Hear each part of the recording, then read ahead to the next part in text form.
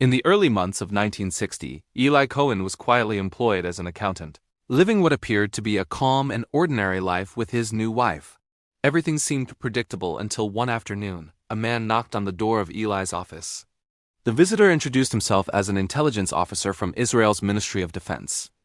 With almost no small talk, he offered Eli a role that would require traveling through Europe and Arab countries, a task that clearly suggested intelligence work. At first, Eli wanted nothing to do with it. He preferred staying close to Nadia, who was pregnant with their first child, and even the promise of doubling his pay wasn't persuasive enough. His life, as humble as it was, felt stable and meaningful. But everything changed only a few weeks later. Eli suddenly learned that he was being laid off due to organizational cutbacks, given only 10 days' notice. So when the mysterious representative from the ministry returned, repeating the same offer, Eli hesitated, but this time he agreed. He entered months of demanding preparation, where instructors pushed his memory and self-control to their limits. One exercise forced him to look rapidly at a series of objects and then recount every detail, almost like taking mental photographs. He had always possessed an excellent memory. He could identify a car's make, model, and approximate year with just a glance, and this gift was carefully sharpened during training. Eli learned the subtle art of watching reflections in store windows to check whether someone was following him, revealing nothing with his body language. His handler told him that if anyone happened to recognize him, he should calmly insist they were mistaken. He had to embody his new identity so completely that doubt itself would seem unlikely. In a particularly brutal test, instructors stripped him and forced him into an icy bath to see if he could keep his invented background intact under extreme stress. In Our Man in Damascus, author Eli Ben-Hanan later described how Eli's body shivered violently, his skin turning blue, his eyes rolling as he fought to keep composure. After overcoming such ordeals, it became clear he was ready for genuine fieldwork. Nadia believed only that her husband worked for the ministry and that the job required long trips abroad. She could not have imagined the truth, that Eli had now become Kamal Amin Tabit, a wealthy Muslim Arab businessman supposedly from Beirut who had spent his youth in Egypt. Eli's genuine past made the deception easier. He was born in Alexandria, Egypt, to a Jewish family that had originated from Syria. After World War II, he was active in Zionist circles and even received early military training in Israel. But when the 1956 Suez Crisis erupted and Egypt seized the canal, prompting Israel, Britain, and France to invade Jews like Eli were expelled, leading him eventually to Israel. By 1961, Eli's first major assignment sent him far from home to Buenos Aires, Argentina, where a large Syrian expatriate community lived. The cover story explained that Kamal Amin Tabit had returned after years of business across South America. To make that believable, Eli immediately hired a private Spanish tutor, spending long hours mastering phrases and accents that would make him sound like he had genuinely lived there. He soon became a familiar face at a prestigious Arab social club frequented by wealthy families and influential figures. Eli understood instinctively how to win trust. He gave people his full attention, letting them talk endlessly about subjects that interested them. Ben-Hanan recounted that Eli once impressed the manager of a livestock export company by listening patiently to a dry conversation about cattle. When Eli learned the company exported meat to Israel but not Syria, he jokingly scolded the manager, saying something like, "You mean to tell me you sell food to the Zionists, but not the homeland?" The jab, phrased as patriotic humor, instantly aligned Eli with Arab nationalism. Through this new friend, Eli found himself invited to a birthday event hosted inside the Syrian embassy, where fate placed him face-to-face with General Amin el-Hafez, serving as the embassy's military attaché. El-Hafez, a Ba'ath Party member, opposed Egyptian President Gamal Abdel Nasser. Although Nasser spoke of Arab unity, Ba'ath leaders felt he favored Egypt's interests over Syria's. They also believed he leaned too close to Western powers. Eli sensed the general's ambition and flattered him by suggesting people were already whispering that he might soon lead Syria out of subservience. Ben-Hanan described how el-Hafez brightened visibly at those words.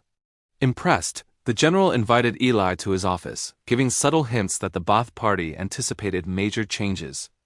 Israel, already wary of the Ba'ath movement because of its anti-Israel stance, watched these developments closely. Eli transmitted every useful detail back to Tel Aviv, encoding his reports with a numerical cipher hidden in a book written in invisible ink. Each coded message was recorded on tape, and he used a transistor radio with a concealed transmitter to broadcast over dedicated frequencies.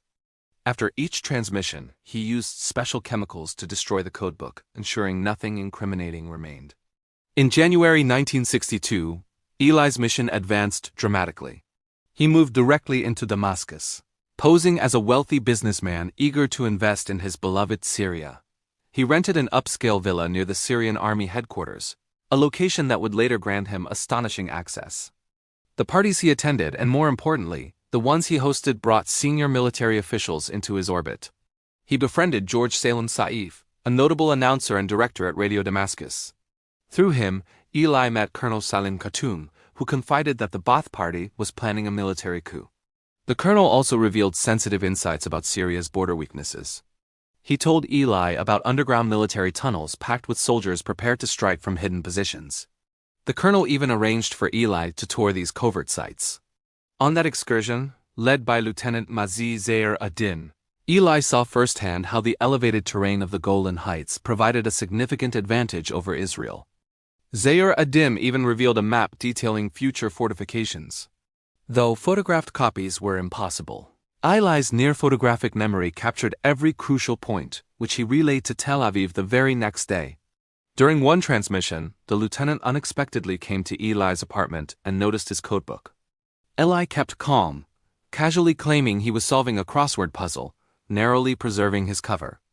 While Eli cultivated his status among Syria's political and military elite, his mission expanded into another sensitive arena: locating former Nazi officers who had found refuge across the Middle East and South America. Israeli intelligence assigned him to track down Franz Rademacher, a Nazi official responsible for Jewish persecution during the war, who was rumored to be hiding under an assumed identity somewhere in Buenos Aires. Rademacher feared Mossad would capture him the same way they had abducted Adolf Eichmann years earlier, bringing him back to Israel for trial. Eli turned for assistance to Majd Sheikh al-Ard, an extraordinarily well-connected figure whom Eli had impressed with careful gestures, thoughtful gifts such as Cuban cigars, and friendly attention to personal details. Ultimately, Sheikh al-Ard introduced him to Rademacher, as later confirmed by declassified CIA material. Rademacher was eventually detained in Syria on espionage charges and, because of ill health, later transported to Germany, where authorities took him into custody. On March 8, 1963, political tremors that Eli had sensed for months finally erupted. The Ba'ath Party seized power in a military coup, and the very same General Amin al-Hafez, who had once smiled at Eli's flattering comments, now became president of Syria. In a dramatic reversal, Eli found himself connected to the most powerful figure in the entire country. To celebrate the new regime, Eli hosted an extravagant celebration at his Damascus villa, solidifying his friendships with the country's rising leadership. During this period, Eli met an engineer working on the Jordan River Diversion Project, an ambitious Syrian plan designed to deprive Israel of vital water resources by diverting river flows. The engineer proudly declared that their dam systems could withstand Israeli strikes. Eli transmitted this intelligence to Tel Aviv, allowing Israeli strategists to map Syrian defenses in exact detail.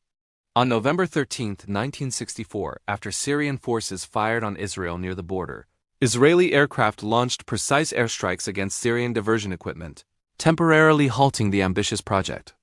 Later, in the 1967 Six-Day War, information gathered from Eli's meticulous reporting would prove decisive, enabling Israel to capture the heavily fortified Golan Heights with far greater speed than expected.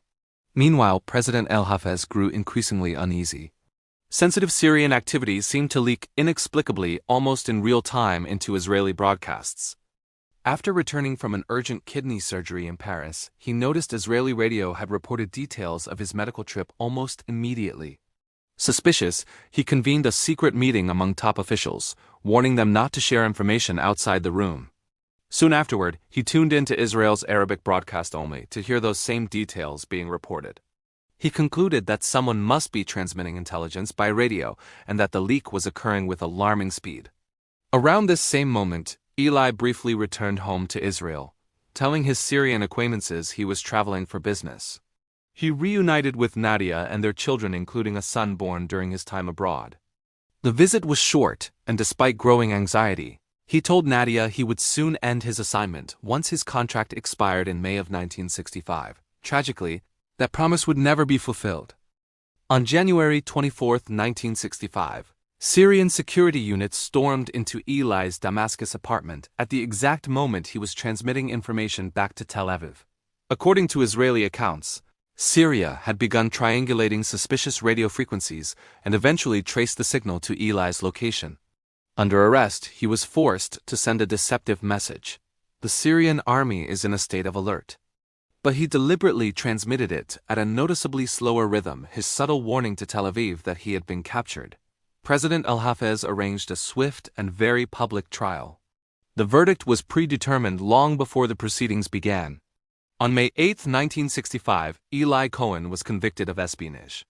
Nadia listened helplessly as Syrian radio announced his sentence in chilling detail. Ben Hanan describes how she struck the radio in anguish, smashing the glass and screaming as grief overwhelmed her.